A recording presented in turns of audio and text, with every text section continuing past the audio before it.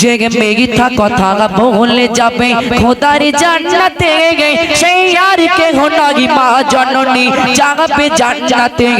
যার মিথ্যা কথা আল্লাহ তাআলা দেয় ক্ষমা করে সেই আর কেহ নয় মা জননী যাবে জান্নাতে।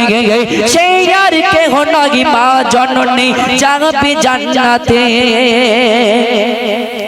ছিল না পাতে উপসের জনগণে কাটাই অল্প কিছু খানা রাখে ছেলের মায়ায় নিজে না খেয়ে জননী ছেলেকে খাওয়াই জিজ্ঞাসা করলে বলতে থাকে আমার ক্ষুধা নাই।